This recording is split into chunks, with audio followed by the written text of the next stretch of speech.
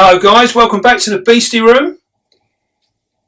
You regulars will remember earlier in the year we tried to pair our Chilobrachys Kaeng krachan, the giant dark earth tiger. Now you'd have remembered on the video there, she actually ate her male. She did produce a sac, but it wasn't viable. She destroyed it halfway through keeping it. So we managed to save some of the eggs from it, but they were infertile. So unfortunately it was a no-go. So here we are again. We're going to try and pair her again. Now, as you all know, the males for these are really hard to get hold of. And we were very lucky that a good subscriber of ours, by the name of Richard Gelson, he actually had a male just matured, and he contacted us and asked us if we could use him. And I snapped it up. Couldn't get it quick enough. So he brought it down, came down, saw the collection, brought his young male, and we've been waiting since then before we can get in there. Now we've actually conditioned her now over the last probably 2 months, and thought she was ready to go. Now, I will let you know this before we watch the video. She did indeed grab this male, and she did eat this male.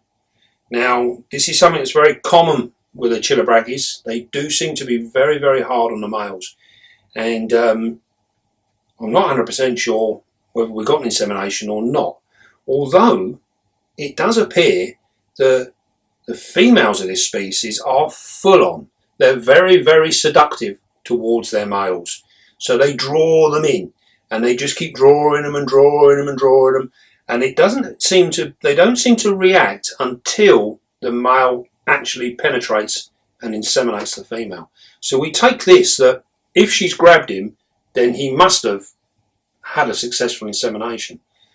That's the theory, but only time will tell. So enough of that. Sit tight. Watch this. I say at the very end, I'll give you a little warning. There'll be a timestamp in the video to let you know that within the next 20 seconds she's going to have him. So it's your choice whether you watch it to the end or not. But if you can, do try and watch it. It's very interesting. And maybe you guys see something that I don't. So you never know. This is how we learn. It's how we work our way forward. So anyway, get yourselves a cup of coffee, sit back, watch the video. I'll be back shortly. See you soon. Well, this is our little male Chilobrachys Kaeng krachan. You can see with these particular spiders, these are sexually dimorphic. So he is very different to her. He's got this sort of mousy brown colouring. He's literally a third of her size as well. You can see her now. She is sitting in the mouth of her burrow. Now this little male at this point had been running around the lip of the enclosure for about half an hour. So she is fully aware that he is there. Now she's not coming out. She's not doing any more than what she is now. Now he has literally just ran round. He was off camera at the time. And we've just literally put him back in the enclosure. Now we found that with these that the males are very nervous at the start of this courtship. They take a long time to settle down.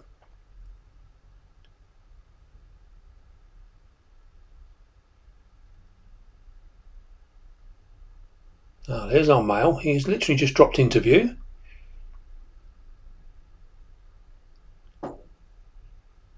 You notice we've seen nothing from our female yet.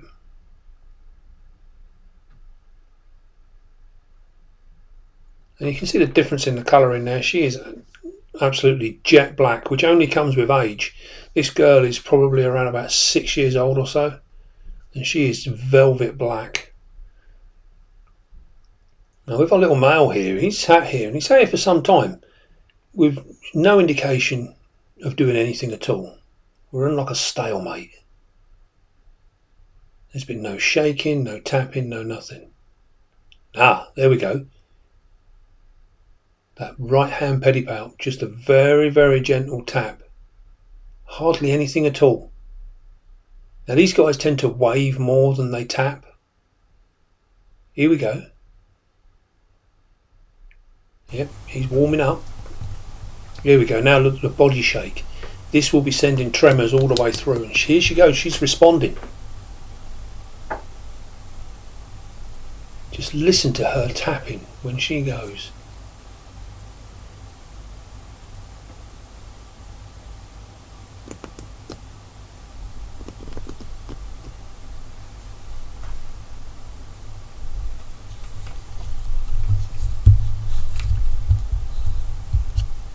You can see now with this constant waving, this is much more of a visual display. Very little shaking from his body.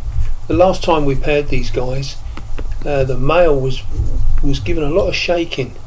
This male is going straight in. Look at that. Very courageous. She is very receptive at this point. And right up to this point, she has literally been pulling him in. You can see now he's having to reach underneath her. It's quite a difficult view from here.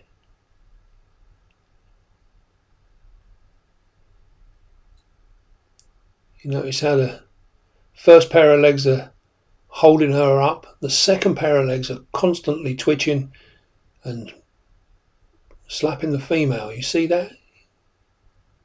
This must be a reassurance thing. He's communicating all the time. He still can't quite reach in there. There we go. There's your time stamp. 20 seconds time. She grabs this young male. So if you don't want to watch it, now's the time to switch off until 8:50 when we resume normal play. Now he's going right under there now. Right under. Whoa, there she goes. She got him. See how fast and instant that was. Now we're going to take a look at that from above, where we get a different perspective. And you can see now, as she's in that deep hollow, he is having to reach all the way in. You can see he's constantly going away. His pedipalps are flashing all the time. He's searching all the time. He still can't quite reach all the way under her. For these large spiders, her epigastric furrow is actually quite a long way back. So she's a big spider in comparison to him. Here he goes. He's searching. You see how receptive she is? She's not bothered in the slightest. Now he's having to go right the way underneath now. This is the danger part. Boom, there you go. Absolutely instant. And you can see there where she uses her whole body weight to literally force him down into the ground. If that had been a roach, she'd be standing up.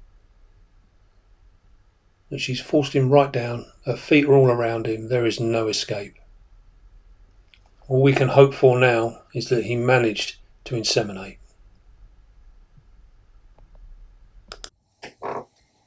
Well, that was a pretty quick pairing, especially considering the last one we done. There was a very, very long courtship on the last one. It took something like about 4 hours or so. It was very, very long. Lots of toing and froing. When we first introduced the male this time, actually I will say this time, the pairing took minutes. Literally minutes. I think there was probably something like 15 minutes or so, something like that, 15, 20 minutes of actual interaction, and then it was all over with. It was very, very quick this time. Now, I will say with this little male, he spent probably half an hour running around the lip of the enclosure. They do seem to take an awful long time to settle down. But then when he finally did end up in the enclosure, he just sat there. There was no interaction whatsoever, and she was sat in the mouth of the burrow. She knew he was there, but she wasn't reacting either. So it's very, very interesting to see that there was nothing. They both knew each other were there, but they weren't really talking to one another at all. And then right at the last minute, you'll see she actually responds he does a little tap, she responds, and then we're on. We start to move. And you'll see then that he moved in fairly quickly. And she went straight back. She was offering herself up. Like I said, they're very, very seductive, these females. They draw these males in. There is no way she's coming out of that burrow. And this is half the problem, I think. If we can get her to come outside, we stand a better chance. But it weren't happening. She was drawing him in. Him being a randy little soul that he was, he's not listening to the warning. You know, he's gone straight in there. And you'll see there, he went directly underneath her. And you can see him working away. This is when you see them moving their pedipalps and they're flashing away like this, they're looking for the entrance to that epigastric furrow. And as soon as he found it, he would have penetrated straight away. And the second he done that, boom, she's got him. There is no chance for that spider to come out. There's also no chance for me to try and save him. He's so small under such a large spider, I can't physically get in there without interfering with a pairing. So we have got no chance of intervening either. And as you saw, it is so fast. Absolutely lightning fast. And then, yeah, she literally killed him. He dies very, very quickly. I'll pretty much say it's pretty much a painless death to him. It's very, very fast. It's instant. And then she proceeded to bring him out, show him off to the world, you know, web him all up. And then she sat back and started eating him. And she probably took, I don't know, she was still eating him when I went to bed. So it was a good couple of hours she was munching away on him. And then she's retreated back down into her burrow, which is normal. So we will now just see what happens. Hopefully, within maybe 6 to 8 weeks, she'll web herself in. And then, with any luck, she'll produce a sac. And we'll go from there. And all we can do is hope for the best. So, very, very hard on these males. Very, very hard. Lots of questions to be answered there. And only time and more knowledge will we get those answers. So we just need to keep cracking on, really. And everyone else who breeds their spiders, it's very important we gain as much information as we can from these pairings. Right, well, once again, I'd like to say a big thank you to Richard Girls, who's a subscriber of ours. Thank you so much for bringing this male over. I'm sorry he met with a bit of a nasty end, but he's done his job, hopefully. This is what it's all about. This is what nature intends, and we've gone forward. He's done his job. So then, right, thank you, Richard. And don't forget, be calm, be gentle, and love your spider. And I'll see you soon, guys.